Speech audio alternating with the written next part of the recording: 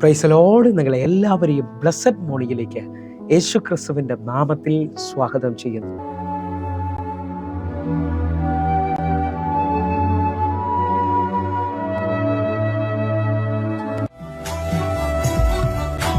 ജീവിതയാത്രയിൽ കൂടെയുണ്ട്, തളരാതെ എന്നും താങ്ങിടുന്നു.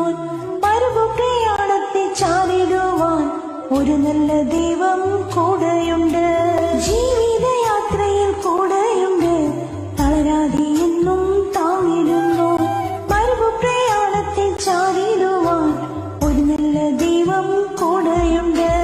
ഈ ദൈവത്തെ ഞാൻ തിരിച്ചറിഞ്ഞു, സ്നേഹസ്വരൂപനെ ഞാൻ രുചിച്ചറിഞ്ഞു. ജീവിതത്തിൽ ചെയ്ത നന്മകളോർത്തിടുമ്പോൾ നന്ദിയോടെന്നും പാടി സ്തുതിക്കുമേ. നന്ദിയോടെന്നും പാടി സ്തുതിക്കുമേ.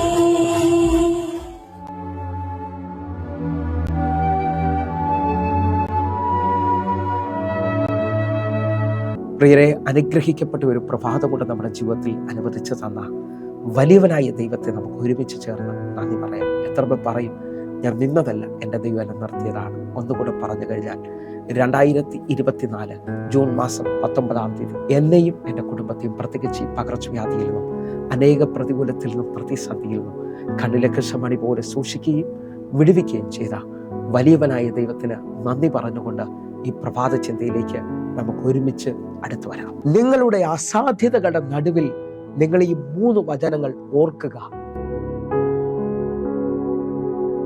പ്രിയരെ, പ്രാരംഭവാക്യത്തിലേക്ക് വിശുദ്ധ ലൂക്കോസ് എഴുതിയ സുവിശേഷം 1-ാം അധ്യായം അതിന്റെ 49-ാമത്തെ വാക്യത്തിലേക്ക്, ശക്തനായവൻ എനിക്ക് വലിയവ ചെയ്തിരിക്കുന്നു, അവന്റെ നാമം പരിശുദ്ധം തന്നെ. പ്രിയരെ, ഈ പ്രഭാതത്തിൽ ദൈവം നമ്മോട് ഇടപെട്ട അനുഗ്രഹിക്കപ്പെട്ട വചനത്തിനായി നമുക്ക് ഒരുമിച്ച് ചേർന്ന് ദൈവത്തിന് നന്ദി പറയാം. ഈ പ്രഭാതത്തിൽ എന്നോടും നിങ്ങളോടും ദൈവം ഇടപെട്ട വിഷയം ഇങ്ങനെയാണ്. ഞാനും നിങ്ങൾ നേരിടുന്ന അസാധ്യതകളുടെ നടുവിൽ മെയിനായി 3 വചനങ്ങൾ മറക്കാതെ ഓർക്കുക. 1-ാമത്തെ വചനമാണ് ഞാനും നിങ്ങളും വായിച്ചു കേട്ടത്. ശക്തനായവൻ എനിക്ക് വലിയവ ചെയ്തിരിക്കുന്നു. നിങ്ങളും ഞാനും തിരിച്ചറിയേണ്ടതും വിശുദ്ധ വേദപുസ്തകം എന്നോടും നിങ്ങളോടും പറയുന്ന ഏറ്റവും വലിയ ദൂതെന്ന് പറയുന്നത്, ഈ പുസ്തകത്തിനകത്ത് വിശ്വസിക്കുന്ന ദൈവ പൈതൽ തിരിച്ചറിയേണ്ടത്, ഞാനും നീയും സേവിക്കുന്ന ദൈവം സർവശക്തിയുള്ള ദൈവമാണെന്നുള്ളതാണ്. ഇതാ 1-ാമത്തെ വചനം എന്നോടും നിങ്ങളോടും പറയുന്നു, ശക്തനായവൻ എനിക്ക് വലിയവ ചെയ്തിരിക്കുന്നു. നിങ്ങൾ വിശ്വസിക്കുന്നവരാണെങ്കിൽ എൻ്റെ ദൈവം ശക്തിയുള്ള ദൈവമാണ്. ഉൽപ്പത്തി പുസ്തകം 17-ാം അധ്യായം അതിൻ്റെ 1-ാമത്തെ വാക്യം 2-ാമത്തെ വചനം, അബ്രഹാമിന് 99 വയസ്സായപ്പോൾ യഹോവ അബ്രഹാമിന് പ്രത്യക്ഷനായി അവനോട്, ഞാൻ സർവശക്തിയുള്ള ദൈവമാകുന്നു, നീ എൻ്റെ മുമ്പാകെ നടന്ന് നിഷ്കളങ്കൻ ആയിരിക്കുക. 2-ാമത്തെ വചനം ഞാൻ നിങ്ങൾ വായിച്ചു കേൾക്കുകയാണ്. അബ്രഹാം അസാധ്യതകളുടെ നടുവിൽ നിൽക്കുമ്പോൾ 99-ാമത്തെ വയസ്സിൽ എന്ന് പറഞ്ഞാൽ വാഗ്ദത്തം കേട്ട് നീണ്ട 24-ാമത്തെ വർഷം കഴിയുമ്പോൾ തൻ്റെ ജീവിതത്തിൽ ശരീരം നിർജീവമായി പോകുകയും തൻ്റെ ഭാര്യയുടെ ഗർഭപാത്രം നിർജീവമായി എന്ന് താൻ ഗ്രഹിക്കുകയും ചെയ്ത അനുഭവത്തിൽ ഇനി എല്ലാം അവസാനിച്ചു എന്നുള്ള ചിന്തയിൽ നിൽക്കുമ്പോൾ എൻ്റെ ദൈവം നേരിട്ട് ഇറങ്ങി വന്നിട്ട് പറയുക, അബ്രഹാമേ, ഞാൻ സർവശക്തിയുള്ള ദൈവം. നിങ്ങൾ അസാധ്യതകളുടെ നടുവിൽ നിൽക്കുമ്പോൾ ദൈവം എന്നോട് നിങ്ങളോട് പറയുന്നു, 1, അവൻ ശക്തിയുള്ള ദൈവമാണ്.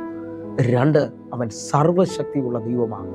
3-ാമത്തെ വാക്യം നിങ്ങൾ ശ്രദ്ധിക്കണമെന്ന് ഓർപ്പിക്കുന്നു.